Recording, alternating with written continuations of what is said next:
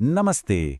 ब्रह्मांड के रहस्यों और प्राचीन ग्रंथों के हमारे इस खास विश्लेषण में आपका बहुत बहुत स्वागत है। आज हम एक ऐसी अद्भुत यात्रा पर निकलने वाले हैं जो समय, दिशाओं और तत्वों के बनने से भी बहुत बहुत पहले की है। हम उस परम शून्य की गहराई में उतरेंगे जब इस सृष्टि का कोई वजूद ही नहीं था। तो चलिए बिना किसी देरी के इन जटिल आध्यात्मिक रहस्यों को डिकोड करते हैं।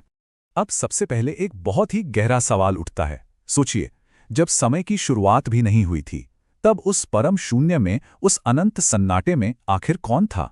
जब कुछ भी नहीं था, तब क्या था?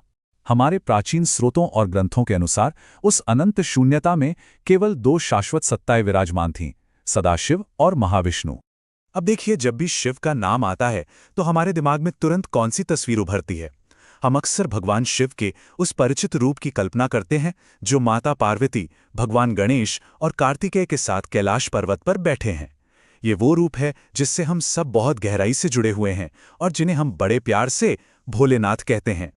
लेकिन यहीं पर ग्रंथों में एक बहुत ही दिलचस्प विरोधाभास देखने को मिलता है।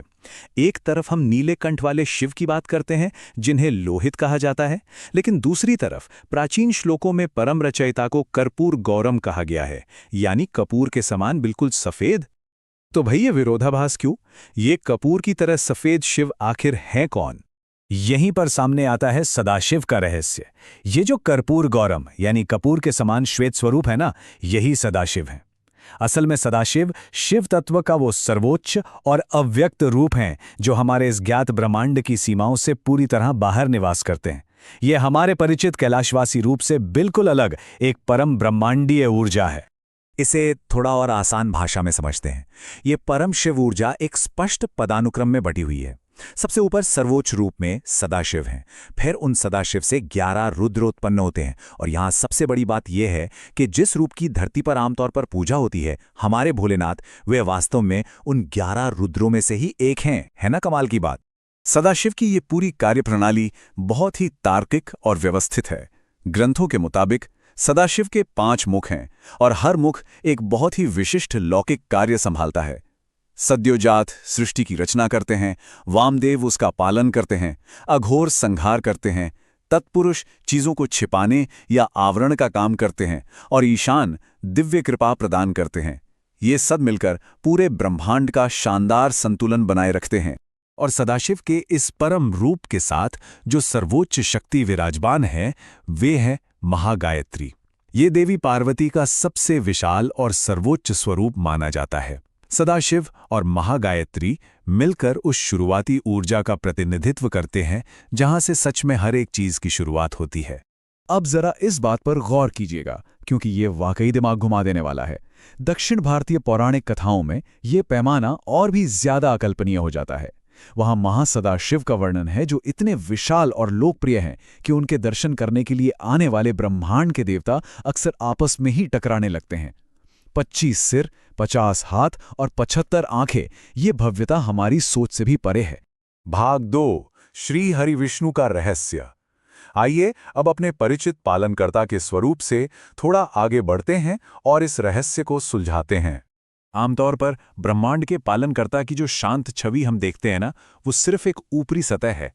स्रोत सामग्री हमें बताती है कि विष्णु जी को बहुत ही स्पष्ट रूप से 3 अलग अलग ब्रह्मांडीय रूपों में विभाजित किया गया है। महाविष्णु, गर्भोदकशायी विष्णु और क्षीरोदकशायी विष्णु। ये तीनों रूप वास्तविकता के बिल्कुल अलग अलग स्तरों पर काम करते हैं। चलिए इसे नीचे से ऊपर की तरफ डिकोड करते हैं। क्षीर सागर यानी दूध के सागर में देवी लक्ष्मी के साथ निवास करने वाले क्षीरोदकशायी विष्णु ही वे हैं जिनसे हम सबसे ज्यादा परिचित हैं। यही वो रूप है जो धरती की समस्याओं को सुलझाने के लिए मानवीय अवतार लेता है और सबसे अधिक सुलभ माना जाता है। लेकिन अब परिदृश्य को थोड़ा और बड़ा करते हैं। यहां सामने आते हैं गर्भोदकशायी विष्णु। इनका नाम ही सब कुछ बयां कर देता है, ब्रह्मांडीय गर्भ। ये वो मूल स्रोत हैं जहां से एक पूरे के पूरे ब्रह्मांड का जन्म होता है और यहीं से भगवान ब्रह्मा की उत्पत्ति भी मानी जाती है। मतलब एक पूरा ब्रह्मांड इनके भीतर समाया हुआ है। और अब हम वास्तविकता के एकदम चरम और सबसे विशाल स्तर पर आ गए हैं, कारण सागर। ये वो अकल्पनीय और सबसे गहरी ब्रह्मांडी जगह है जहां सर्वोच्च महाविष्णु शयन करते हैं। ये स्थान इतना गहरा है कि देवताओं की पहुंच से भी पूरी तरह बाहर है। यहीं से सभी ब्रह्मांडों का मूल स्रोत शुरू होता है। यहाँ आकर आधुनिक विज्ञान और प्राचीन आध्यात्मिकता आपस में हाथ मिलाते हुए लगते हैं। आपने आधुनिक विज्ञान के ब्रीथिंग मल्टीवर्स के बारे में तो सुना ही होगा। ग्रंथों के अनुसार जब महाविष्णु श्वास छोड़ते हैं तो उनके रोम छिद्रों से अनगिनत ब्रह्मांडों का जन्म होता है, और जैसे ही वे श्वास अंदर खींचते हैं वे सारे ब्रह्मांड तुरंत नष्ट होकर उन्हीं में वापस समा जाते हैं। तो इसका सीधा सा मतलब क्या हुआ? आज का खगोल विज्ञान कहता है कि हमारा ब्रह्मांड लगातार फैल रहा है, और प्राचीन स्रोत ये सुझाव देते हैं कि इसका मतलब है कि ठीक इसी पल महाविष्णु अपनी ब्रह्मांडीय श्वास बाहर छोड़ रहे हैं। प्राचीन ग्रंथ हमारे आज के ब्रह्मांडीय विस्तार को कैसे समझाते हैं, ये वाकई रोंगटे खड़े कर देने वाली बात है ना?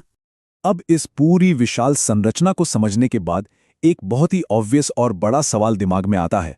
अगर सदाशिव और महाविष्णु दोनों ही उस अनंत शून्यता में समय के शुरू होने से भी पहले से मौजूद थे, तो फिर उनकी उत्पत्ति कहां से हुई? आखिर उन्हें किसने बनाया?